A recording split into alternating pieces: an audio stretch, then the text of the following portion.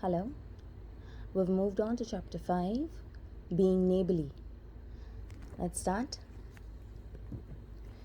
What in the world are you going to do now, Joe? Asked Meg one snowy afternoon as her sister came tramping through the hall in rubber boots, old sack, a hood, with a broom in one hand and a shovel in the other. Going out for exercise, answered Joe with a mischievous twinkle in his eye. I should think 2 long walks this morning would have to be enough. It's cold and dull out, and I advise you stay warm and dry by the fire. As I do, said Meg, with a shiver. Never take advice, can't keep still all day, and not being a pussy cat, I don't like to doze off by the fire. I like adventures, and I'm going to find some. Meg went back to toast her feet and read Ivanhoe, and Joe began to dig paths with great energy. The snow was light, and with a broom she soon swept a path all round the garden. For Beth to walk when the sun came out and the invalid dolls needed air. Now, the garden separated the Marchers' house from that of Mr. Lawrence. Both stood in a suburb of the city, which was still like country, with groves and lawns, large gardens and quiet streets. A low hedge parted the two estates. On one side was an old brown house looking rather bare and shabby, robbed of the vines that in the summer covered all its walls and flowers, but then surrounded it. On the other side was a stately stone mansion, plainly betokening every sort of comfort and luxury, from the big coach house and well-kept grounds to the conservatory and the glimpses of lovely things once caught between the rich curtains. Yet it seemed a lonely, lifeless sort of house, for no children frolicked on the lawn, no motherly face ever smiled at the windows, and few people went in and out, except for an old man and his grandson. To Joe's lively fancy, this fine house seemed kind of an enchanted place, full of splendors and delights which no one enjoyed.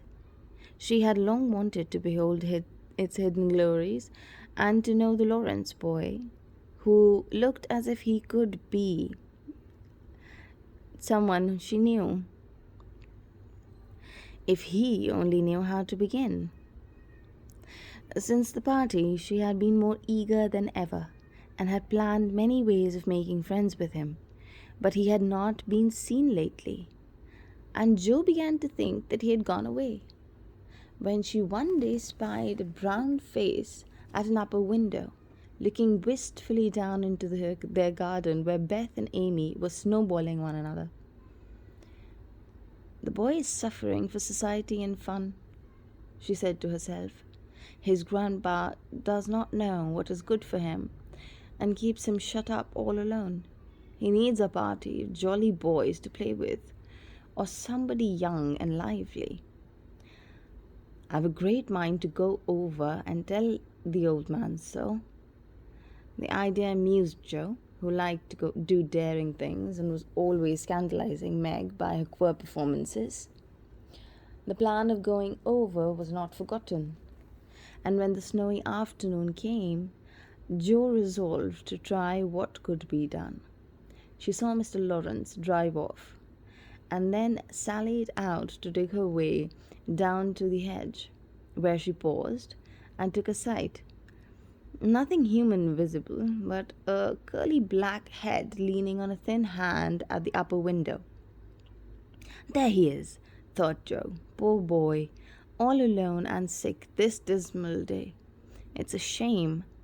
I'll toss up a snowball and make him look out, and then say a kind word to him. Up went a handful of soft snow, and the head turned at once, showing a face which lost its listless look in a minute, as the big eyes brightened and the mouth began to smile. Joe nodded and laughed, and flourished her broom as she called out, "How do you do? Are you sick?" Laurie opened the window and croaked out as hoarsely as a raven, Better, thank you. I had a bad cold and have been shut up a week. I'm sorry. What do you amuse yourself with? Nothing. It's dull as tombs up here. Don't you read? Not much. They won't let me. Can't somebody read to you? Grandpa does sometimes, but my books don't interest him, and I hate to ask Brooke all the time. Has someone come and seen you then? There isn't anyone I'd like to see. Boys make such a row, and my head is weak. Isn't there some nice girl who'd read and amuse you? Girls are quiet and like to play nurse. I don't know any. You know us, began Joe and laughed and then stopped. So I do. Will you come, please? Cried Laurie. I'm not quiet and nice, but I'll come. If mother will let me, I'll go ask her. Shut the window like a good boy, and I'll wait till I come. With that, Joe shouldered her broom and marched into the house, wondering what they would all say to her. Laurie was in a flutter of excitement at the idea of having company, and flew about to get ready. For as Mrs. March said, he was a little gentleman, and did honor to the coming guest by brushing his curly pate, putting fresh colour, tidying up the room, which, in spite of half a dozen servants, was anything but neat. Presently there came a loud ring, then a decided voice asking for Mr. Lorry, and surprised-looking servant came running up to announce a young lady. All right, show her up. It's Miss Joe, said Laurie, going to the door of his little parlour to meet Joe, who appeared looking rosy and quite at ease, with her covered dish in one hand and Beth's 3 kittens in the other. Here I am, bag and baggage, she said briskly. Mother sent her love, and I was glad if I could do anything. Meg wanted to bring some of her blanc mange, but she makes it very nicely, and Beth thought her cats would be comforting. I knew I'd laugh at them, but I couldn't refuse. She was so anxious to do something. It so happened that Beth's funny loan was just the thing. As for in laughing over the kits, Laurie forgot his bashfulness and grew sociable at once. That looks so pretty to eat, he said, smiling with pleasure, as Joe uncovered the dish and showed the monk mange. Surrounded by the garland of green leaves and scarlet flowers of Amy's pet geranium. It isn't anything, only they all felt kindly and wanted to show it. Tell the girl to put it away for your tea. It is so simple you can eat it, and being soft, it will slip down without hurting your sore throat. What a cozy room this is. It might be if it was kept nice, but the maids are lazy, and I don't know how to make them mind. It worries me, though. I'll write it up in 2 minutes, for it only needs to have the hearth brushed, and the things made straight on the mantelpiece. And the books put up here, and the bottles there, and your sofa turned from the light, and the pillows plumped up a bit. Now then, you're fixed. And so he was, for she laughed and talked. Joe had whisked things into place and given quite a different air to the room. Laurie watched her in respectful silence, and when she beckoned him on his sofa, he sat down with a sigh of satisfaction, saying gratefully, How kind are you? Yes, that's what it wanted. Now please, take the big chair and let me do something to amuse my company. No, I came to amuse you. Shall I read aloud? And Joe looked affectionately towards some inviting books near her. Thank you. I've read all those. And if you don't mind, I'd rather talk, answered Laurie. Not a bit. I'll talk all day, if you'll only set me going. Beth says I never know when to stop. Is Beth the rosy one who stays at home a good deal and sometimes goes out with a little basket? Asked Laurie with interest. Yes, that's Beth. She's my girl, and a regular good one she is too. The pretty one is Meg, and the curly-haired one is Amy, I believe. How did you find that out? Laurie colored up, but answered frankly. Well, you see, I often hear you calling one another, and when I'm alone up here, I can't help looking over at your house. You always seem to be having such a good time. I beg your pardon for being so rude, but sometimes you forget to put down the curtain at the window where the flowers are. And when the lamps are lighted, it's like looking at a picture to see the fire and you all around the table with your mother. Her face is right opposite, and it looks so sweet behind the flowers, and I can't help watching it. I haven't got any mother, you know. And Laurie poked fire to hide the little twitching of his lips that he could not control. A solitary, hungry look in his eyes went straight to Joe's warm heart. She had been so simply taught that there was no nonsense in her head. At 15, she was as innocent and frank as any child. Laurie was sick and lonely, and feeling how rich she was in home and happiness, she gladly tried to share it with him. Her face was very friendly, and her sharp voice unusually gentle as she said, "We'll never draw that curtain anymore, and I'll leave you a look as much as you'd like. I just wish, though, instead of peeping, you'd come over and see us. Mother is so splendid. She'd do you heaps of good, and Beth would sing to you if I begged her to, and Amy would dance. Meg and I would make you laugh over our funny stage properties, and we'd have a jolly time. Wouldn't your grandpa let you? I think he would, if your mother asked him. He's very kind, though he doesn't look so, and he lets me do what I like, pretty much, only he's afraid I might be a bother to strangers," began Laurie, brightening more and more. "We're not strangers, we're neighbors. And you needn't think you'd be a bother. I want to know you, and I've been trying to do it this ever so long. I haven't been here great while, you know, but we have got acquainted with all our neighbors but you. You see, Grandpa lives among his books. He doesn't mind much what happens outside. Mr. Brooke, my tutor, doesn't stay here, you know, and I have no one to go about with me, so I just stop at home and get on as I can." "That's bad. You have to make an effort to go visiting everywhere you are asked. Then you'll have plenty of friends and pleasant places to go. Never mind being bashful. It won't last long if you keep going." Laurie turned red again, but wasn't offended at being accused of bashfulness, for there was so much goodwill in Joe, it was impossible not to take her blunt speeches as kindly as they are meant. "Do you like your school?" asked the boy, changing the subject after a little pause, during which he stared at the fire and Joe looked about her, well pleased. "Don't go to school. I'm a businessman. Girl, I mean. I go to wait on my great aunt, and a dear, cross old soul she is too," answered Joe. Laurie opened his mouth to ask another question, but remembering just in time that it wasn't manners to make too many inquiries into people's affairs, he shut it again and looked uncomfortable. Joe liked his good breeding and didn't mind having a laugh at Aunt March, so she gave him a lively description of the fidgety old lady, her fat poodle, the parrot that talked in Spanish, and the library where she revelled. Laurie enjoyed that immensely, and when she told about the prim old gentleman who came once to woo Aunt March, and in the middle of a fine speech how Paul had tweaked his wig off to great dismay, the boy lay back and laughed till the tears ran down his cheek, and the maid popped her head in to see what was the matter. "Oh, that does me no end of good.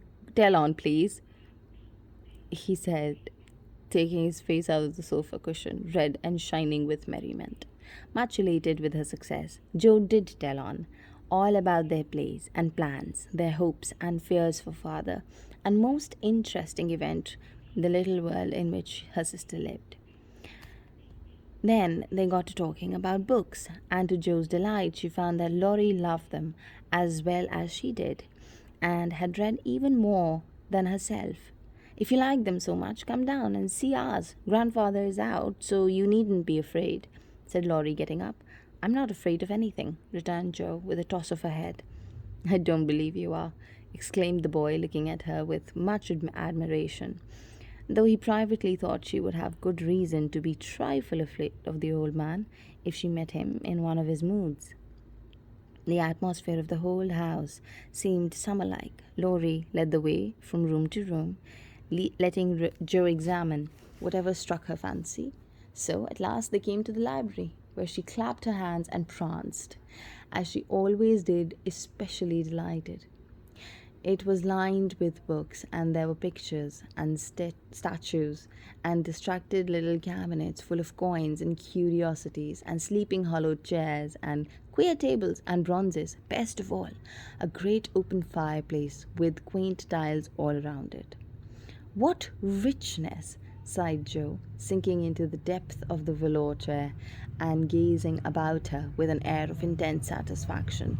Theodore Lawrence, you ought to be the happiest boy in the world, she added impressively. A fellow can't live on books, said Laurie, shaking his head as he perched on the table opposite. Before he could more, a bell rang, and Joe flew up, exclaiming with alarm, Mercy me, that's your grandpa. Well, what if it is? You're not afraid of anything, you know, returned Boy, looking wicked. I think I am a little afraid of him, but I don't know why I should be. Mommy and I might come, and I don't think you're any worse for it, said Joe, composing herself, though she kept her eye on the door. I'm a great deal better for it, and ever so much obliged. I'm only afraid you're very tired of talking to me. It was so pleasant, I couldn't bear to stop, said Laurie gratefully. The doctor to see you, sir. The maid beckoned as she spoke. Would you mind if I left you for a minute? I suppose I must see him, said Laurie. Don't mind me. I'm happy as a cricket here, answered Joe. Laurie went away, and his guest amused herself in her own way. She was standing before a fine portrait of an old man when the door went open again, and without turning, she said decidedly, I'm sure now that I shouldn't be afraid of him, for he's got kind eyes, though his mouth is grim, and he looks as if he has a tremendous will of his own. He isn't as handsome as my grandfather, but I like him. Thank you, ma'am, said a gruff voice behind her, and there, to her great dismay, stood old Mr. Lawrence. Poor Jo blushed till she couldn't blush any redder, and her heart began to beat uncomfortably fast as she thought of what she had said. For a minute, a wild desire to run away possessed her, but that was cowardly. The girls would laugh at her, so she resolved to stay and get out of the scrape as she could. A second look showed her that the living eyes under the bushy eyebrows were kinder even than the painted ones, and there was a slight twinkle in them, which lessened her fear a good deal. The gruff voice was gruffer than ever, as the old man said abruptly after the dreadful pause. So you're not afraid of me, eh? Not much, sir. And you don't think of me as handsome as your grandfather? Not quite, sir. And I've got a tremendous will, have I? I only said I thought so. But do you like me in spite of it? Yes, I do, sir. The answer pleased the old man. He gave a short laugh, shook hands with her, and putting his finger under her chin, turned up her face, examined it gravely, and let it go, saying with a nod, You've got your grandfather's spirit, if you haven't his face. He was a fine man, my dear. But what is better, he was a brave and an honest one, and I was proud to be his friend. Thank you, sir, said Jo, was quite comfortable after that, for it suited her exactly. What have you been doing with this boy of mine, eh? Was the next question sharply put. Only trying to be neighborly, sir.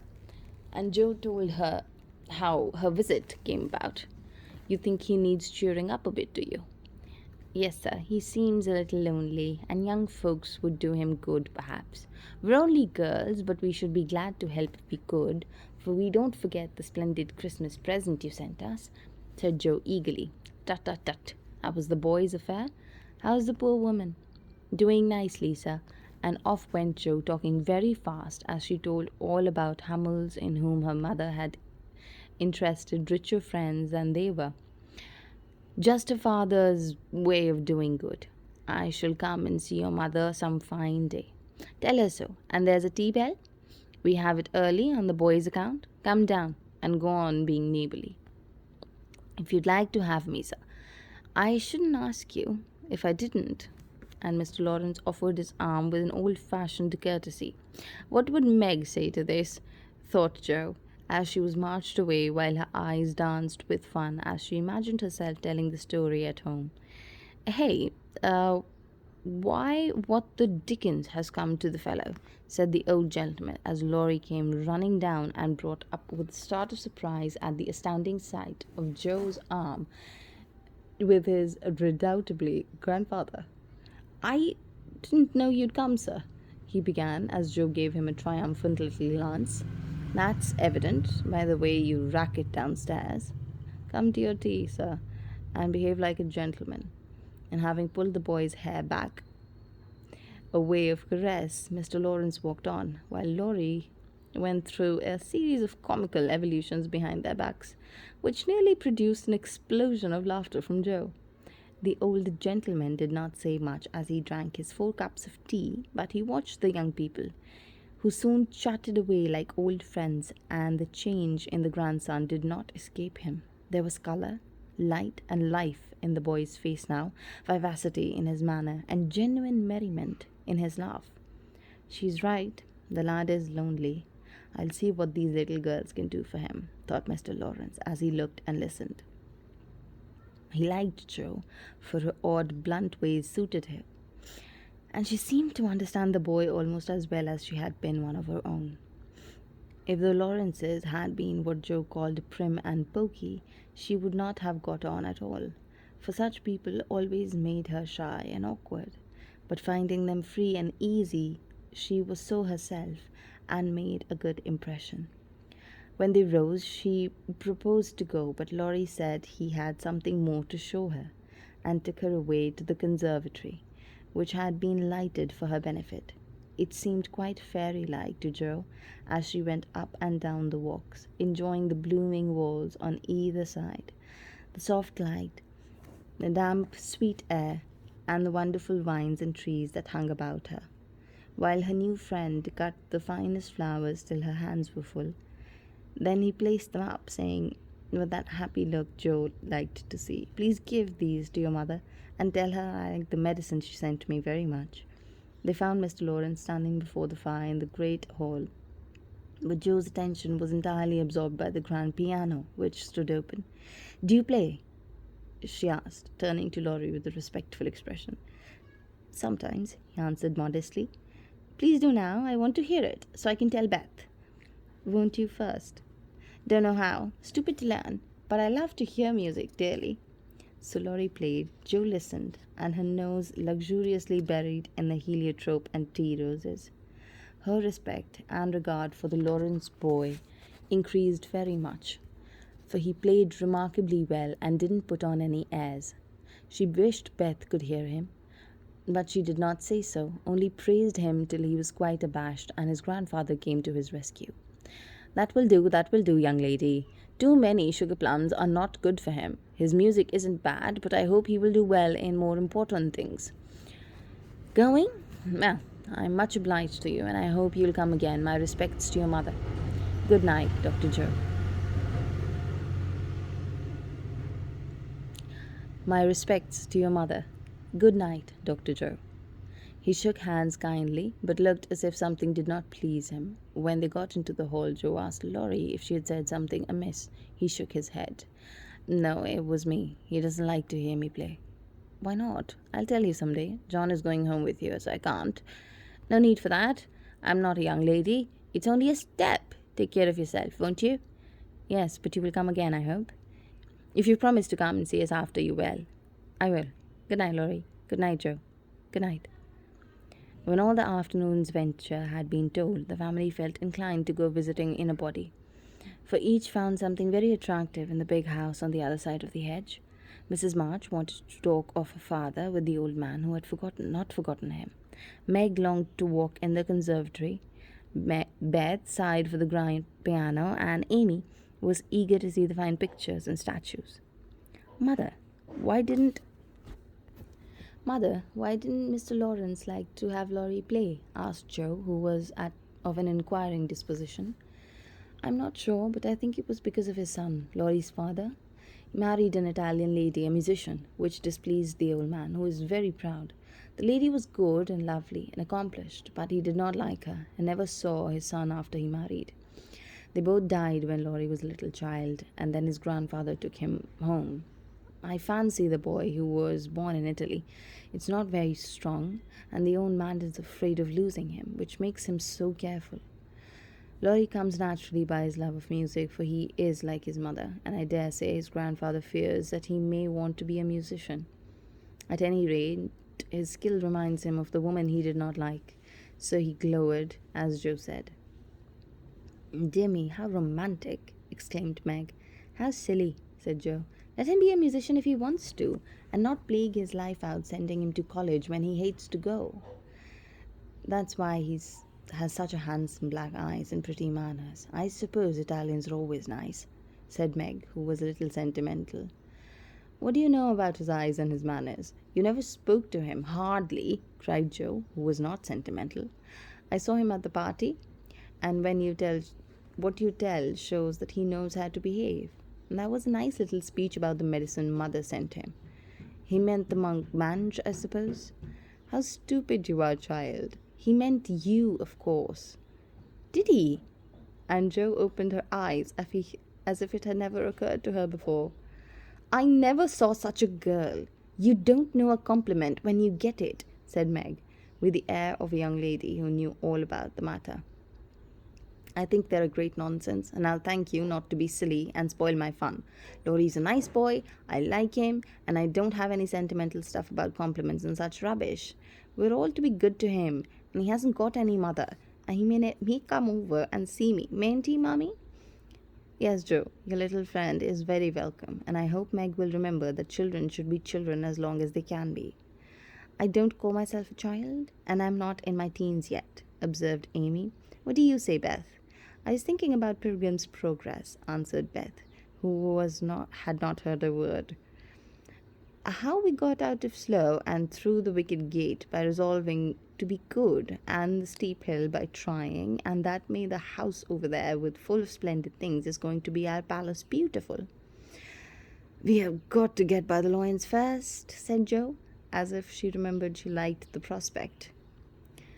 Chapter ends here, and so shall we. If you like what I do, please like and subscribe and continue watching. Thank you so much. I will see you in the next video. Bye-bye.